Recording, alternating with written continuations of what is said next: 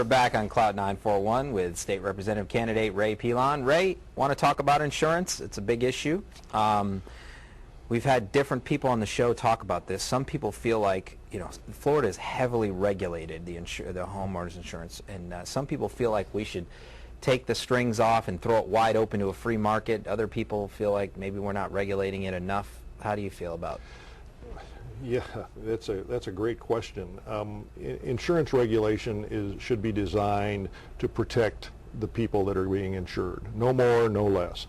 There may be certain areas that I've witnessed within the insurance regulation that are a little too stiff, but the bottom line is if we don't create some incentive for competition in this state for insurance companies, we're going to be bankrupt if the CAT fund is not going to withstand it. Citizens is their last resort. One of those types of large issues I don't think should be addressed in a 60-day session. We've got time for interim projects. Bring in the stakeholders, not just the lobbying sides, but everybody. We've done that with water in the past. I think we can do it with insurance. Another controversial issue that came up that didn't pass but is likely to come up in the next session, or if you're elected, would be the drilling issue that has come up where there was a bill proposed to allow drilling in certain sections of the Gulf if 3 cabinet members approve. Doug Holder, the state representative for District, I think 70, was the only one in our delegation here who voted in favor of that. How do you feel about that? I think it was too early, too little time devoted to it. Good intentions perhaps, because we need to use as a bridge the natural resources that we have available, but first and foremost we all have to look at the environmental aspect of it. I know that you can accomplish those 2 goals. We've done it with water. We're creating alternative water sources. I work for the Peace River Water Authority.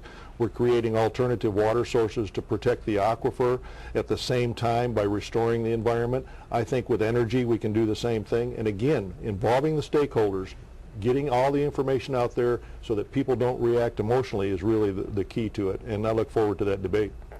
Another bill that we really care about on this show is the Denise Amber Lee 911 bill, and you're a former law enforcement officer, so you have some insight into this, and that didn't pass. And right. That a lot of the sheriffs, elected sheriffs, oppose it, including Tom Knight. And what that does is require mandatory training statewide across the board for 911 operators. Sheriffs opposed it because it was an unfunded mandate. What's your position on that? There you go again. They didn't oppose it because of the fact that they don't believe in standards. I think the Criminal Justice and Standards Commission in the state of Florida can address 911, and I think it's an absolute necessity to have that uniform type training statewide. The issue then becomes always the funding of it. That again, I think one of my major issues is to go back and engage those stakeholders, the Police Chiefs Association, the Florida Association of Chiefs of Police, and the unions that would be involved in that, to try to find some way or some mechanism as we get out of this bad time that we're in, and we will get out of it, to create a permanent funding source in the criminal justice training area so that we have standardization. In favor of it. One tax loophole that people sometimes bring up closing is internet sales. People who buy things over the internet and having the state collect that tax. Right now it's sort of a voluntary self-reporting system that doesn't work real well. Do you favor taxing internet sales? I think we're missing the boat if we don't take our share of it. The devil's always in the details. Just like the current law, it's so difficult to administer that. It's a voluntary thing. Well, how do you get people to do that? There are other states that do it. I think we can use examples. Once again, don't jump into it. Let's find a system that works. Let's take our fair share from sales that are going to benefit the people of Sarasota, Manatee, and the state of Florida. All right, last thing real quick. We're running out of time. An issue that's going to come up is with you on the campaign trail is illegal. There was a bill on dealing with illegal aliens and having the employers buy into an e-verify system, and also withholding any benefits from any illegal aliens, any state benefits. What's your position on that? Didn't pass. Didn't pass. Another great debatable issue, and I think that immigration and illegal immigration needs to be addressed. And I think that penalties need to be brought forth. That doesn't mean I'm not humanitarian. Doesn't mean that I don't want those people to receive medical help. Doesn't mean that I don't want them to receive education. We have to find a system. Is it always just punitive, or is there another way? Not sure at this point, but I again, want to make sure that we address the illegal immigration side of it so that it is not a drain on the people of the state of Florida. Ray, good luck on the campaign. It's going to be a long year for you. It sure a lot is. of work. Looking forward to it. All right. Thanks for coming on the show.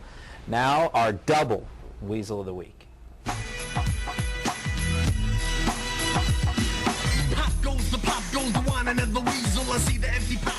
Our first Weasel of the Week is Jim Greer. That's right, I said it. Jim Greer, the chairman of the Republican Party of Florida. Greer this week attempted to invoke a little-known Rule 11 to anoint Governor Christ as the Republican nominee for the United States Senate. The purpose of this rule is to essentially, if you have a major candidate who's running against a couple of minor fringe candidates that have no possibility of winning, the party can step in and say, you know what, we don't have to have an elected primary here. We're going to make this candidate our nominee. Jim Greer, is a close confidant of Governor Christ, tried to invoke Rule 11 to kick Marco Rubio out of the Republican primary. This is absolutely wrong. Marco Rubio is a former Speaker of the House. He's a young Hispanic Floridian born in the United States. He is somebody that the Republican Party really should look to help it broaden its base and expand its base, not use a parliamentary tactic to kick him out of the primary. It was very undemocratic. Sharon Day saved the day.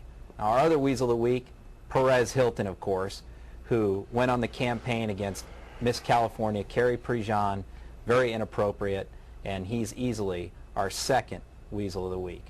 We'll see you next week. We have Rita Ferrandino, the chair of the Democratic Party of Sarasota. She's going to talk about her candidates for 2010.